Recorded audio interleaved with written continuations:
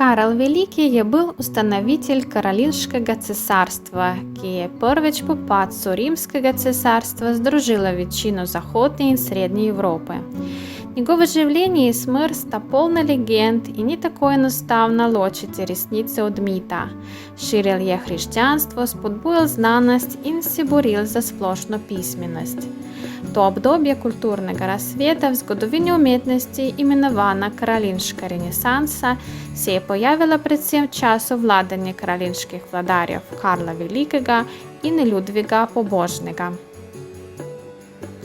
Дабы се приближал ближче величине цесарів Римского империя, и Карл Великий лета 786 зачал градить палачу в престольнице Ахен. От целотного комплекса палач се до дана сохранила само дворна капела, кие лета 805 в имену Девицы Марии посвятил папеж Леон III. Капела je уникатен архитектурный споменик, киего сградил франковский архитект Одо из Меца. За украсито внутренности палачин капелы со по указу цесаря из равенин Рима доставляли античные стебри и мармур на ту облогу. Каснейші готські призідки округ капели мощно впливають на зунанні відість темільні каролінські ставби.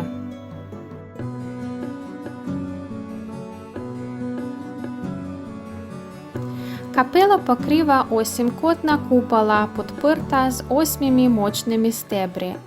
И то je prva kupolasta zgradba v srednjeveškem obdobju severno od Alp. Sprva je bila kupola okrašena s freskami, ki pa se praktično niso ohranili, pa tudi mozaiki, ki so bili položene na freski na prelomu med 9 in 10 stoletjem. Mozaiki, ki jih danes vidimo, pa so delo belgijskega slikarja iz 19. stoletja Žana Batista Bicuna.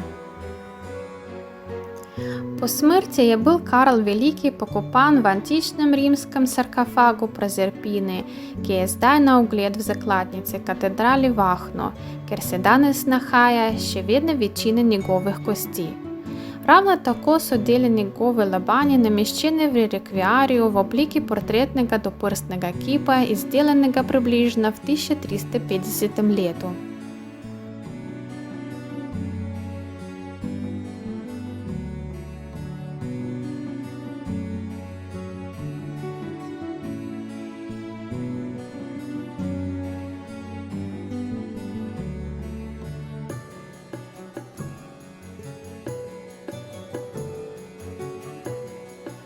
Še en relikviarij je naročil francoski kralj Ludovik XI.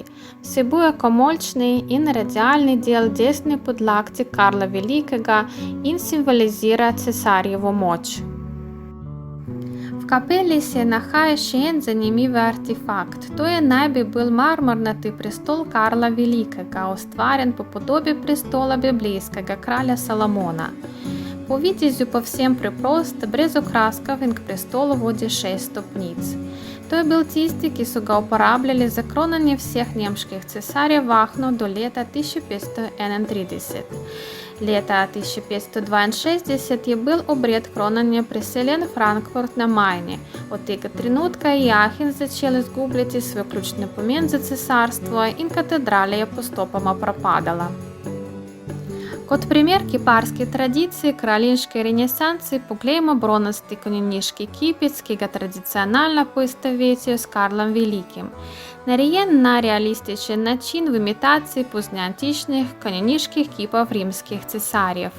Ihač je bil narejen okoli leta 870, konjska figurica je poznjeantičnega izvora. Trenutno kip se nahaja v muzeju Louvre.